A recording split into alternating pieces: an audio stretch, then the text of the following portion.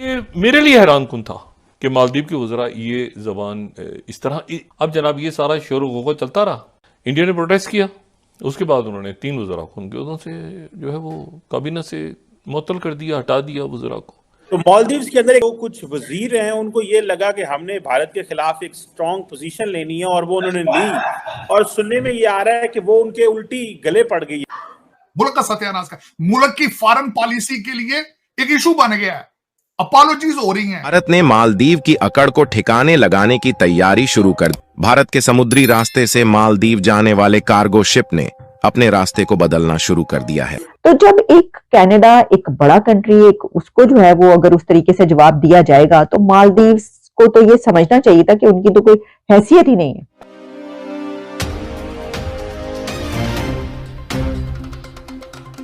Hello दोस्तों, जय हिंद। आप सभी का स्वागत है हमारे यूट्यूब चैनल इमो प्लैनेट पर।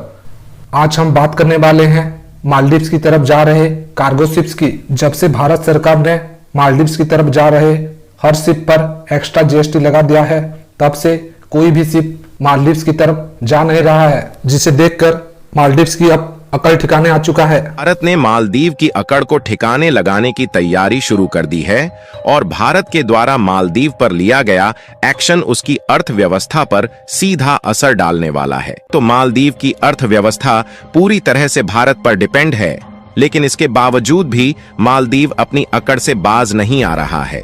भारत के समुद्री रास्ते से मालदीव जाने वाले कार्गो शिप ने अपने रास्ते को बदलना शुरू कर दिया है। हाल ही में कुछ दिनों पहले मालदीव जाने वाले एक जहाज पर भारत ने जीएसटी ठोक दिया था, जिसके कारण उस कार्गो जहाज ने बीच समंदर में ही अपने रास्ते को बदल लिया। तो मालदीव्स के अंदर जो कुछ वजीर हैं उनको ये लगा कि हमने भारत के खिलाफ एक स्ट्रॉन्ग पोजीशन लेनी है और वो उन्होंने ली, और सुनने में ये आ रहा है कि वो उनके उल्टी गले पड़ गई है।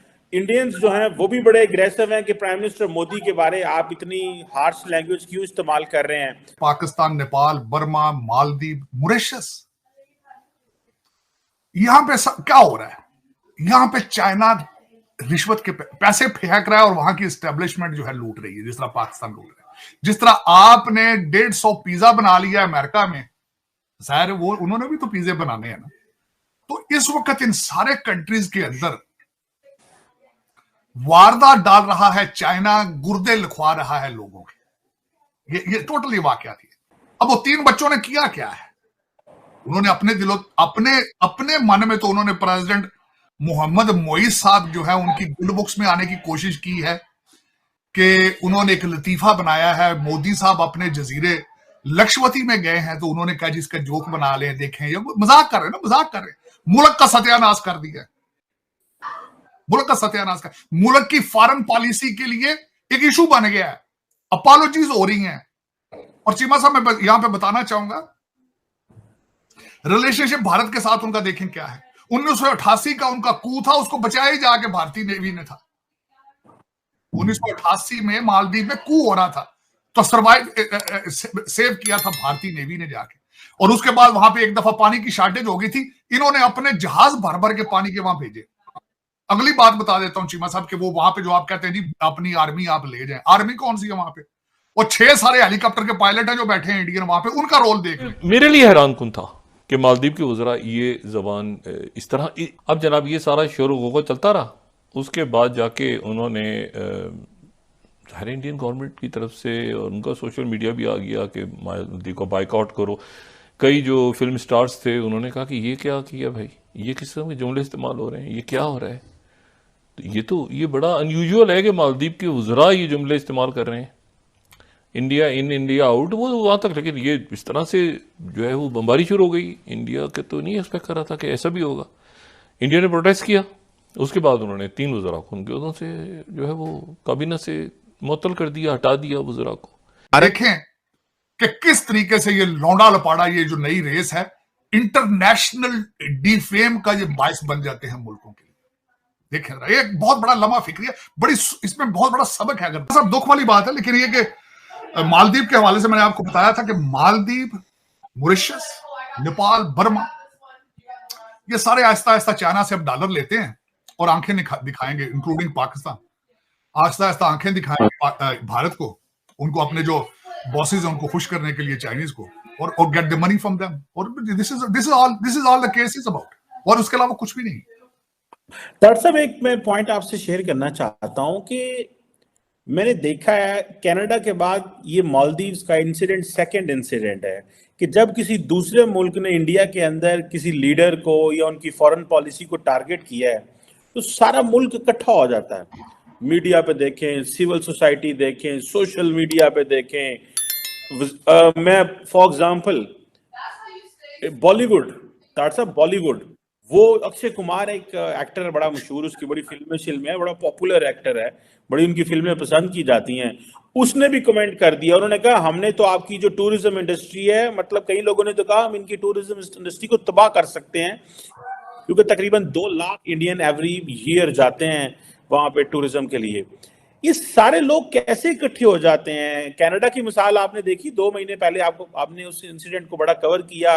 आज ये वाला इंसिडेंट, बात की जा रही है कि ये इशू इस हद तक बढ़ चुका है कि इसके बाद मालदीव्स के ही कुछ अथॉरिटीज ऑफिशियल्स ये कह रहे हैं कि मालदीव्स को ये बड़ा महंगा पड़ सकता है और मालदीव्स को इसका खुमियाजा भुगतना पड़ेगा, और ताल्लुकात अगर खराब हो गए तो मालदीव्स को लेने के देने पड़ जाएंगे। कि इंडिया की तरफ से बड़ा सख्त इसके ऊपर स्टैंड लिया गया है और मालदीव्स गवर्नमेंट तक जो मैसेज कन्वे किया गया है वो ये है कि ये एक्सेप्टेबल नहीं है, ये काबिल बर्दाश्त नहीं है, ऐसा नहीं चलेगा।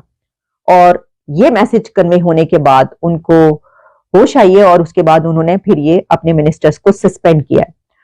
तो देखिए, ये सारी इसकी डिटेल्स मैंने आपके सामने रखी है। इसकी अपनी एक हिस्ट्री तो मौजूद है, जो मैंने आपको बताया कि वो एक विजिट हुआ मोदी साहब की तरफ से, उसके बाद उनकी तरफ से ये कमेंट्स आए, लेकिन इससे पीछे भी अगर आप जाएं तो दोनों मुल्कों के बीच अपनी एक हिस्ट्री मौजूद है। और खास तौर पर जो मालदीव्स है उसके बारे में कहा जाता है कि जो उनकी गवर्नमेंट है वो चाइना से डिक्टेशन लेती है या वो उस कंट्री के ज्यादा करीब है, और इसलिए वो ये जो हैं कुछ ऐसी चीजें सामने आ रही हैं। तो क्या ये किसी के कहने पर ऐसा किया जा रहा है? इंडिया के वजीर आजम है, उनकी तरफ से कोई ऐसी बात नहीं की गई थी कि जो मालदीव्स को बुरी लगती है या कि उनके लिए कुछ कहा, उन्होंने तो उनका नाम ही नहीं लिया था। मैंने वही कहा बात कि याद रखिएगा कि उनकी तस्वीरें और वीडियोस जब भी वायरल होती हैं उसके पीछे कोई ना कोई बहुत अहम मैसेज होता है, और वो मैसेज ऐसे होता है कि नाम नहीं लेते वो किसी का, ऐसे ही कर देते हैं। आपको याद होगा इससे पहले इंडिया और कनाडा का जो मामला हुआ, अब कनाडा और मालदीव्स का तो कोई कंपैरिजन ही नहीं है, लेकिन फिर भी क्या हुआ कि ये देखा कि कनाडा को कई बार झुकना पड़ा। यहां तक उनकी तरफ से कहा गया कि हम तो नहीं चाहते सस्पेंड करें किसी को, आपने ऐसा क्यों किया, जो वो निकाला गया उनको। उस सब में कनाडा ने फिर ये भी कहा कि हम अपनी ट्रेड भी कम नहीं चाहते, हम ये भी नहीं चाहते कि हमारे ताल्लुकात खराब हों। तो जब एक कनाडा एक बड़ा कंट्री, एक उसको जो है वो अगर उस तरीके से जवाब दिया जाएगा तो मालदीव्स को तो ये समझना चाहिए था कि उनकी तो कोई हैसियत ही नहीं।